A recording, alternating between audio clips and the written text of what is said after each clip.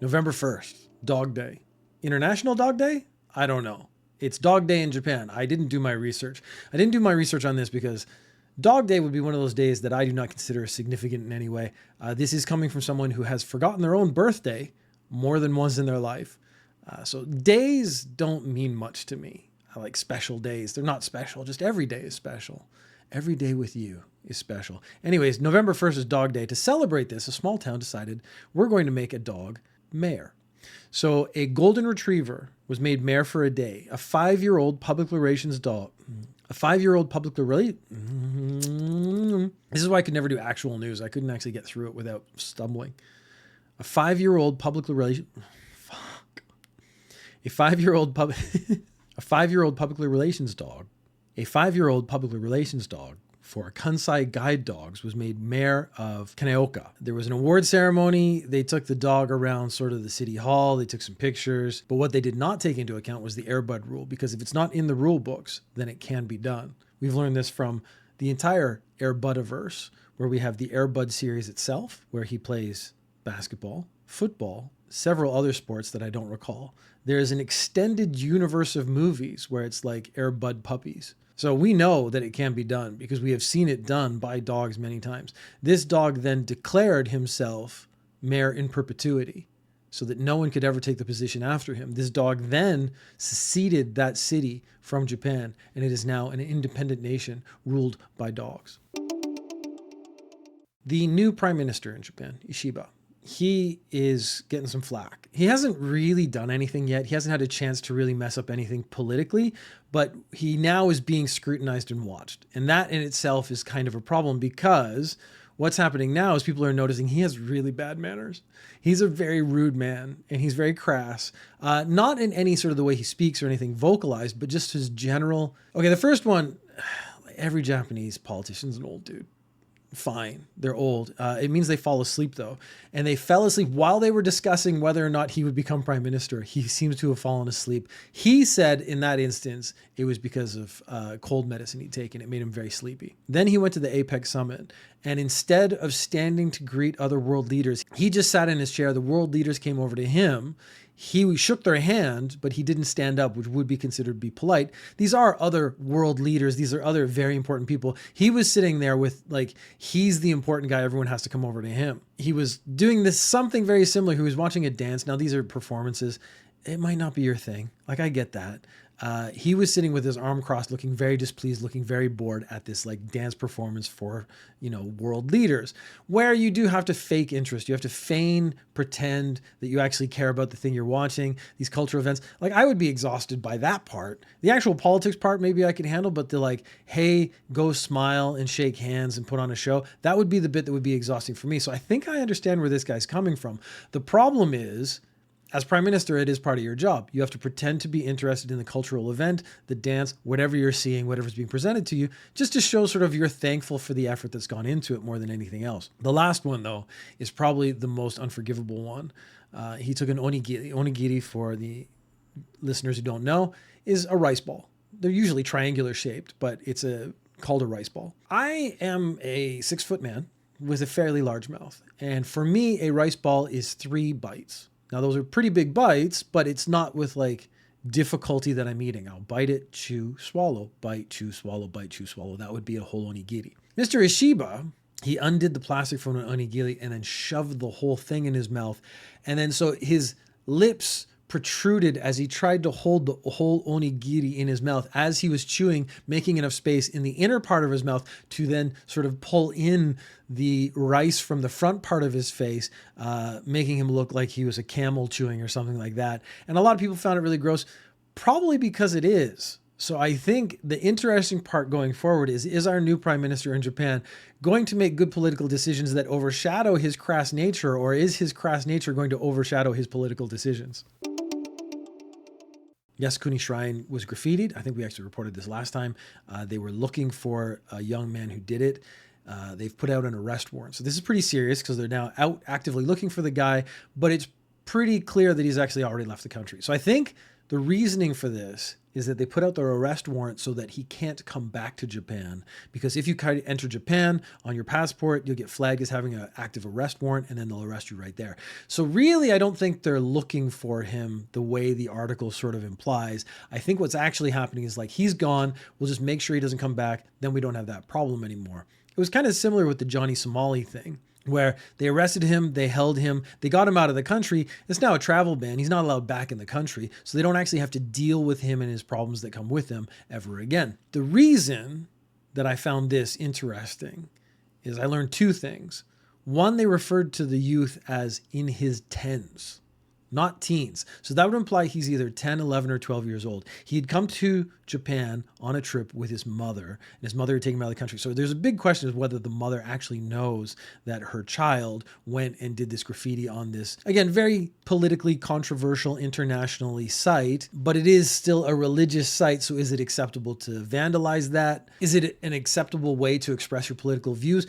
I actually think this might just be a copycat. I think he saw the internet stuff that the guy who came before, Iron Dong, and he wrote toilet on it, and he wrote some stuff on it, and then he escaped. I think this kid probably saw the same things, like, I'm going to do that because that guy's on the internet, he's cool, and therefore, again, being in his tens, he thinks I should do the cool thing as well.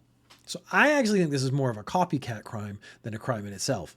I don't know if that lowers or increases the damage done.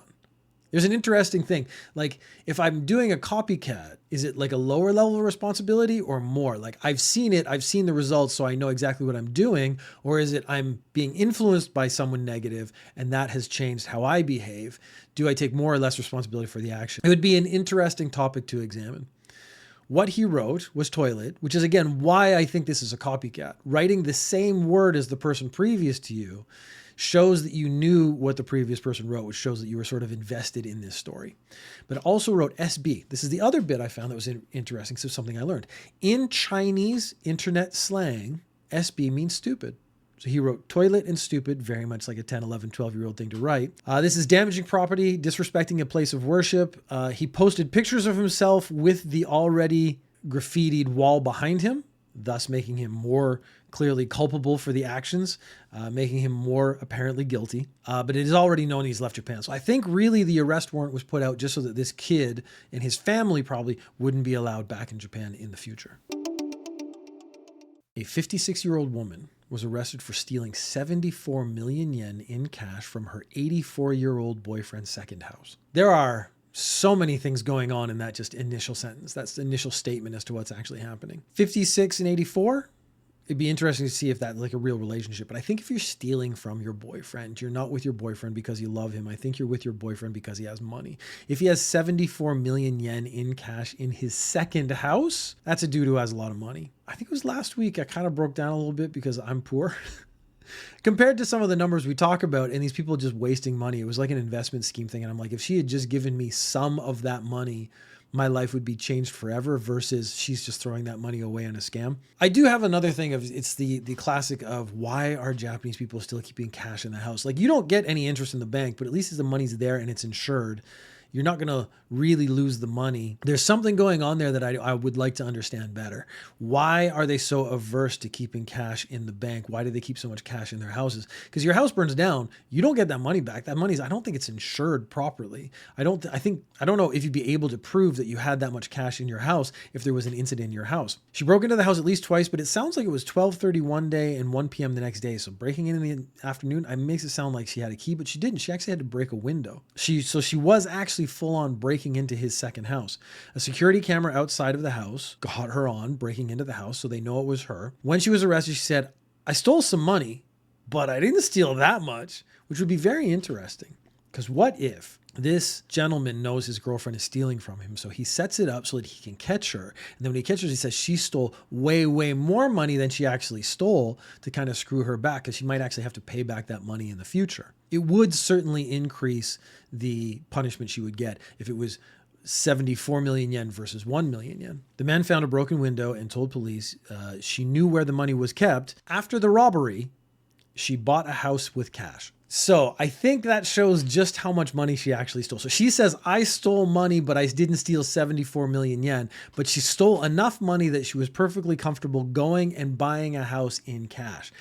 I don't know how much a house goes for in Japan. I actually have a house, but I've had a mortgage for so long. I forget what our initial payment was, and I forget how much we're paying overall, to be honest. I pay my monthly mortgage payment. I got about 6 more years on that, and then I actually own a house. Again, 74 million yen. Total change of my whole lifestyle right there. But it's enough money to go and purchase a house, and I assume have extra money left over in cash. 4,472 people nationwide were arrested for what is called dark or black part-time jobs. These are internet forums where you go on and you basically apply for a job, but the job is going to be doing something illegal. So it's going to be some sort of fraud. It's going to be theft. It's going to be some kind of crime you're going to be involved in. The idea is very interesting because Japan in the past has been plagued by organized crime, the Yakuza syndicates and whatnot. But organized crime means it's organized, which means it's easy to figure a lot of stuff out. Like you can connect people together. And then they have individual crimes where it's, I committed a crime by myself and therefore I'm getting punished and there's no one else really I have to worry about. These are disconnected people coming together to commit a crime and then disconnecting again, which means over 3 or 4 crimes, I might have involvement in one, someone else has involvement with 1 or 2, but we're not actually connected in any real way. So it's very hard to put us all together. It actually makes investigating a lot of these crimes more difficult. Each person is assigned a role for each crime. There is no connection and no solid MO for the crimes, which again makes it more difficult for police to trace. We do have a breakdown of the crimes that occurred last year. 1,515 were money fraud bank transfers. So that's probably sagi. It's probably when they call you up and say, oh my God, I'm in trouble. Please send me money. And then you try to get an older person who like panics thinking like one of their children or grandchildren is in trouble and they send money without thinking about it. That's a very common crime in Japan. Or just trying to get people to send you money. Again, last week we were talking about money fraud, scams and crime, investments fraud and things like that. There's a lot of money transfer fraud going on there.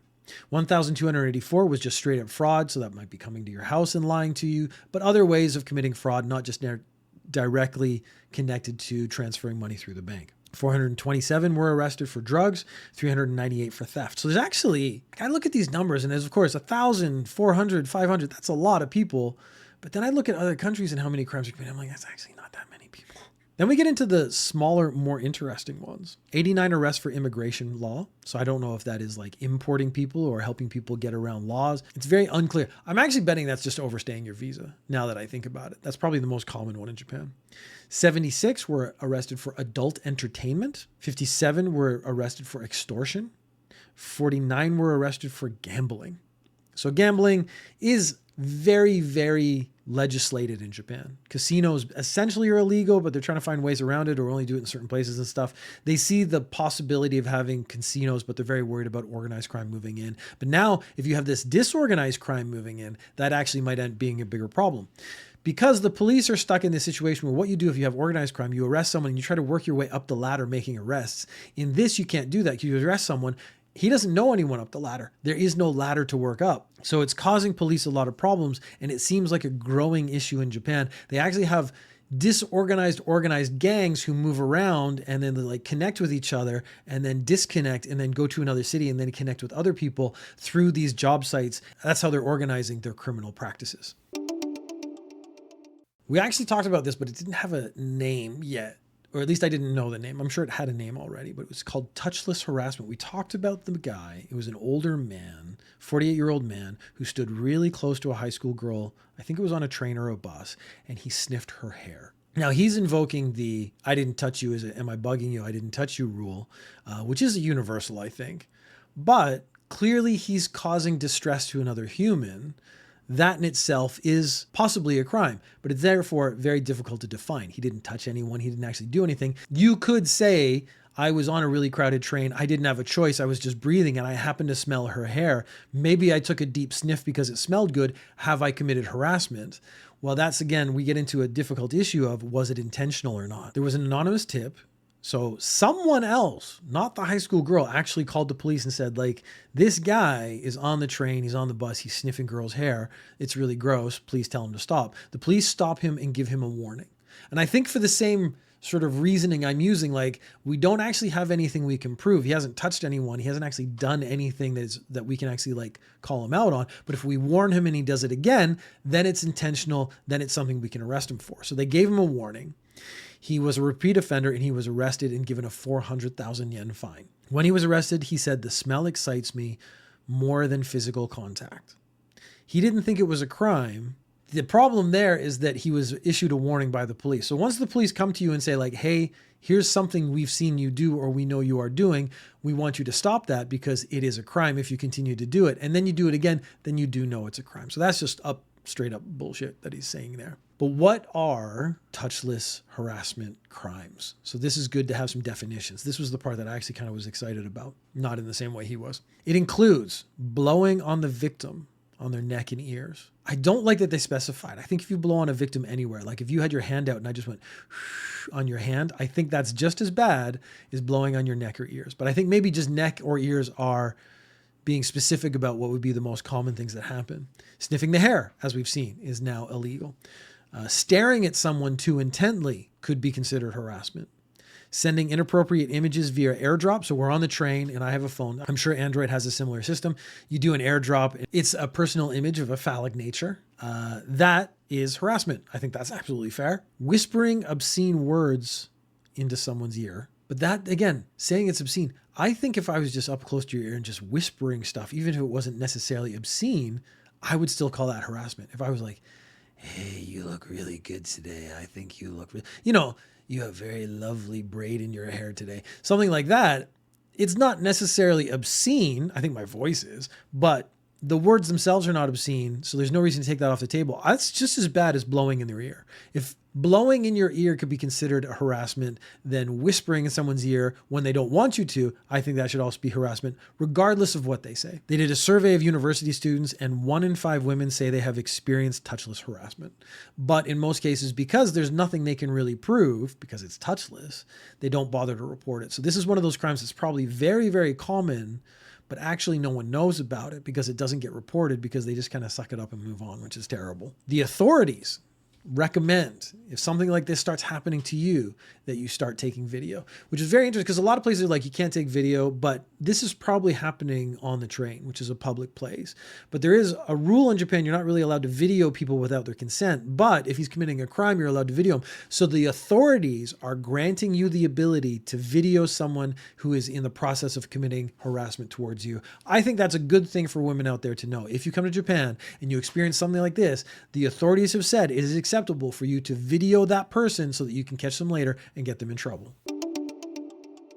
In Hong Kong, police made 35 arrests in an international prostitution ring, which is very interesting because you have Japan, Singapore, and Macau all work together to try to catch these prostitutes who are going internationally from country to country servicing fans. And I say fans specifically because a lot of them were actual AV stars, porn stars from Japan. So these women, they get into the porn, they gain a little popularity, and they can actually make more money going overseas, going to where fans are and prostituting themselves to fans.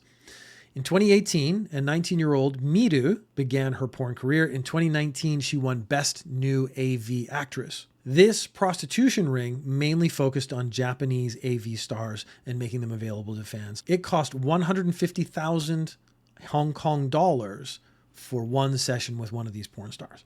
That is 3 million yen, which 3 million yen right now at the exchange rate is $20,000. That is $20,000 for one evening with a former Japanese porn star to satisfy your desires. And then we get back into the money thing. It's not having like, I don't want to have sex with a porn star, but man, I would love to have $20,000 I could just throw away. It does bring up a very interesting question of how much would you pay to have sex with that person? So a famous, let's just like not worry about porn stars or whatever, but to have sex with the person of your dreams, how much money would you be willing to put forward to do that? Would be a very interesting question because I don't have a lot of money.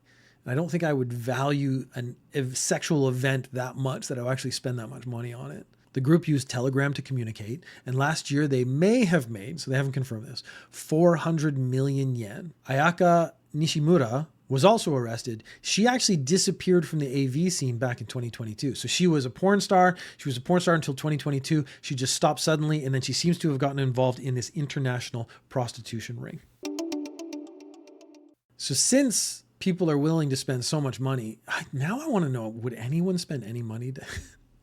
No one wants to spend any money to have sex with someone who posts a podcast. That's just a given. There is a company in France that ranks romantic and sexual happiness in different countries. So Japan is on this list. They did 31 countries were surveyed. They did an online survey of 24,269 people from 31 countries. It's weird it's an odd number because it's supposed to be about partners. So it should be an even number. I just noticed that now. Maybe one is broken up since then. Maybe they were dating and they only interviewed one of the partners, not the other one. But that seems unfair. You should get both sides. Japan ranked lowest among all 31 countries surveyed in basically everything.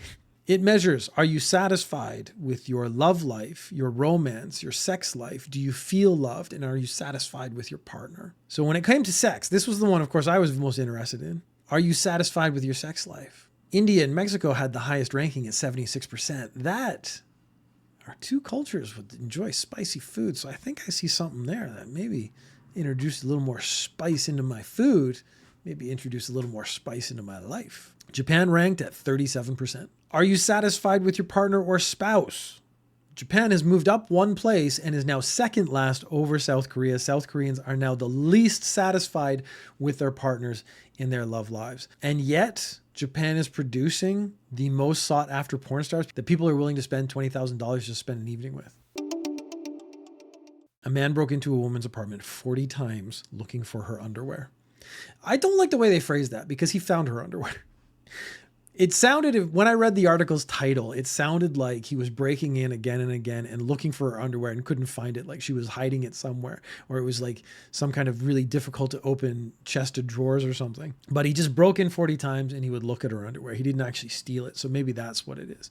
Looked at her underwear is maybe the phrase they actually wanted to use. A 55-year-old man broke into his subordinate's home, a woman in her 30s. What had happened is at work, he took the key from her bag. He made a copy back in July. And then since July has gone into her apartment 40 times to look at her underwear. He took photos of her underwear and he installed mini cameras around her home. He was caught taking videos at a game center, which would imply that he was taking images of younger people. And then when the police searched his phone, they found the underwear videos and pictures on his phone. He admitted, I did go into her apartment because I liked looking at her underwear, but I never planned to steal anything. I had feelings for her. But my man, if you had feelings for her, you shouldn't have been stepping out to take voyeuristic videos of other people. So the fact that you're in a game center taking these videos of other people knows that you don't really have feelings for her. You're not a loyal man. You're not dedicated to one cause. You're just out there throwing it around. So I don't even believe this loyalty aspect you're throwing out there. I don't think you have feelings for her. I think you just have feelings for yourself. And those are the ones you're trying to satisfy. And so that should be added as an extra crime to the police.